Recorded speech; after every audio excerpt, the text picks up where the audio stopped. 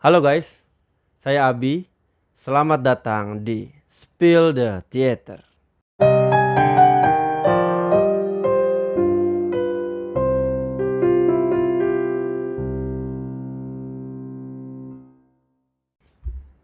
Sekarang saya ingin mencoba kita masuk ke asal mula teater. Oke? Bagaimana asal mula pertunjukan teater itu muncul di Eropa maupun di dunia ya. Oke, sebelum zaman Yunani kuno itu terbentang 2500 tahun sejarah teater dan drama yang tak dapat dilacak jejaknya ya. Nah, apabila kita menyaksikan penemuan lukisan-lukisan kuno di gua-gua di Prancis, itu di Prancis Selatan yang berupa gambar dukun dukun penyembuh bertopeng yang menyerupai rusa jantan. Nanti akan saya tunjukkan gambarnya. Itu diperkirakan ada sekitar 10.000 hingga 50.000 tahun yang lalu. Maka kita mengetahui saat itulah sejarah teater dan drama dimulai. Oke. McGowan Melnitz menemukan bahwa perkembangan teater dan drama dimulai ketika manusia berusaha meniru tingkah laku binatang untuk meningkatkan siasat dan memantapkan perburuan. Ya, jadi kemudian setelah itu dilengkapi dengan tarian, lalu musik, penggunaan topeng dan dialog. Semua hal tersebut itu menjadi suatu upacara untuk menurunkan hujan dan meningkatkan hasil panen ya. Jadi saat itu upacara tersebut digunakan untuk memuja arwah leluhur. Nah, sebetulnya kalau kita bicara waktu dan tempat pertunjukan drama pertama kali itu tidak diketahui. Jadi yang dapat diketahui setidaknya itu ada beberapa teori ya. Setidaknya ada 3 teori asal mula dari teater ya. Teori yang pertama adalah berasal dari upacara agama primitif. Jadi ada ini tujuannya adalah ritus fertilitas. Ritus fertilitas itu berkaitan dengan memperpanjang keturunan atau berkembang biak ya. Jadi selain itu upacara agama primitif itu bertujuan untuk pembuatan hujan dan magi simpati. Nah, magi simpati ini berkaitan dengan roh leluhur dan seterusnya. Jadi pada saat itu manusia melihat kekuatan alam yang sangat mengerikan. Kemudian manusia semacam memberikan korban untuk menyenangkan sekaligus menenangkan kekuatan tersebut. Nah, pengorbanan tersebut menjadi suatu peristiwa yang membentuk upacara keagamaan. Upacara inilah yang dianggap memiliki bibit-bibit teater. Misalnya dengan penggunaan topeng binatang atau kostum seperti tokoh-tokoh supranatural yang diimajinasikan saat itu. Nah, seiring dengan ketidakmengertian manusia terhadap kekuatan alam, maka muncullah cerita-cerita hayal tentang asal mula dan tujuan upacara-upacara keagamaan. Nah, cerita itu berkembang menjadi mitos dan itulah yang mendorong mereka melakukan upacara atau ritual-ritual dari pertunjukan teater pada saat itu. Lalu unsur cerita ditambahkan pada upacara-upacara yang tadi itu yang akhirnya berkembang menjadi sebuah pertunjukan drama. Nah, ini teori yang pertama ya, yang asalnya adalah upacara agama primitif. Lalu teori yang kedua adalah nyanyian penghormatan pahlawan. Nah, dalam acara ini seseorang itu mengisahkan riwayat hidup sang pahlawan. Jadi saya membayangkan mungkin ada tokoh yang dianggap pahlawan di antara kelompok mereka gitu ya, kelompok orang-orang di zaman itu. Lalu kemudian ketika orang ini mati dianggap pahlawan, lalu ada orang yang dianggap memiliki kedekatan lalu menceritakan riwayat si tokoh tersebut. Nah, lama-kelamaan yang tadinya hanya menceritakan lalu diperagakan dalam bentuk drama. Nah, kisah pahlawan ini diceritakan dalam upacara keagamaan di makam-makam. Jadi setelah si pahlawan tadi dimakamkan, maka cerita ini mulai diceritakan. Jadi diceritakannya di makam gitu ya. Awalnya bermula dari bentuk tarian dan nyanyian-nyanyian, kemudian berkembang ke dalam peristiwa dramatik. Nah, pementasan ini menariknya pementasan ini diiringi oleh pertandingan atletik. Jadi pada saat itu ada nyanyian penghormatan pahlawan diiringi dengan pertandingan atletik. Itu teori yang kedua. Lalu teori yang ketiga adalah teori kegemaran manusia mendengarkan cerita. Nah, dan kemudian cerita ini yang didramakan. Nah, cerita apa yang diceritakan oleh orang-orang pada zaman itu?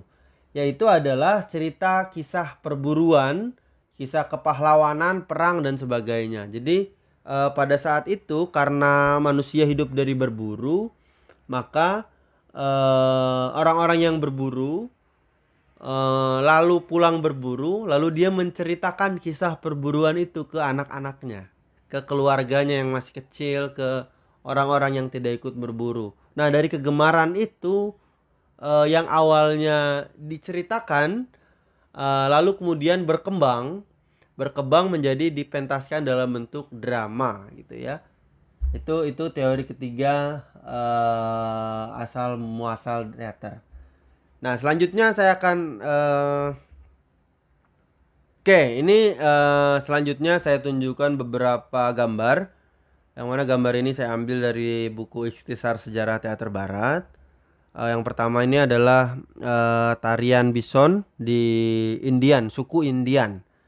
Ini sekumpulan orang Indian atau suku Okipe menirukan peristiwa perburuan bison dalam satu tarian upacara.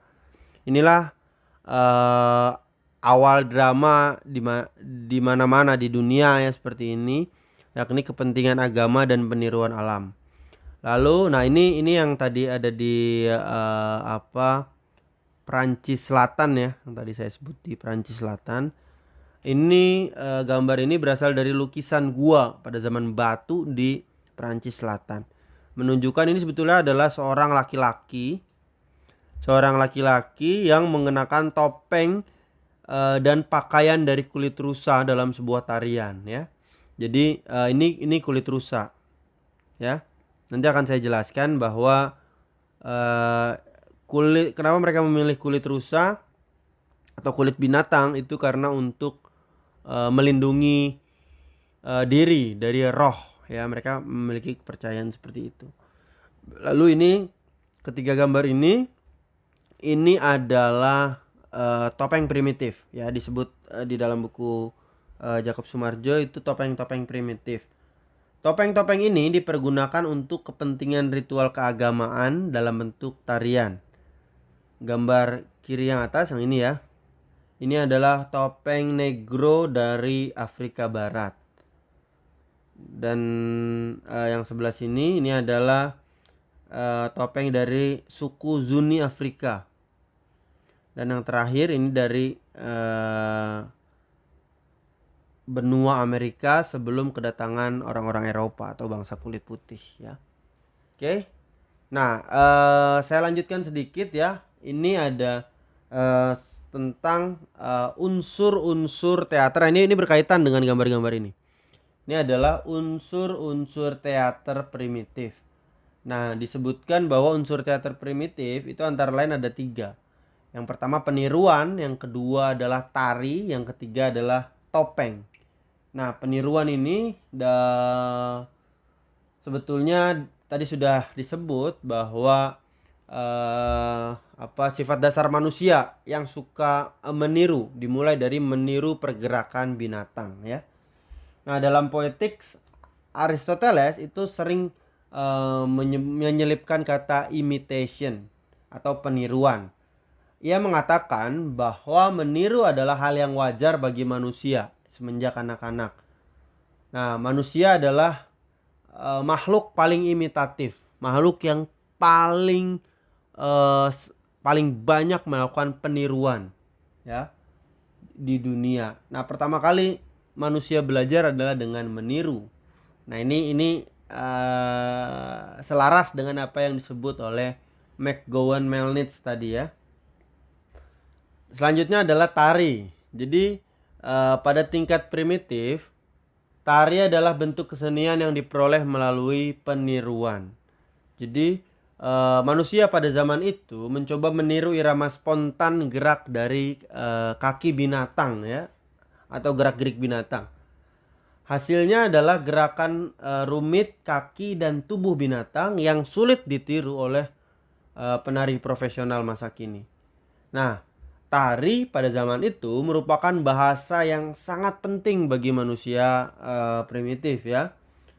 Bahkan kesalahan gerak itu dapat menyebabkan kegagalan mantra dalam sebuah upacara. Hal tersebut bahkan menimbulkan atau memiliki konsekuensi hukum, atau bahkan menjadi aib yang disembunyikan, atau bahkan ada hukuman mati ketika seseorang ya melakukan kesalahan dalam gerak tari tersebut. Nah, selanjutnya adalah topeng ya. Topeng itu lebih tua dari teater. Topeng pertama kali digunakan oleh bangsa primitif untuk menyamar maupun ritual.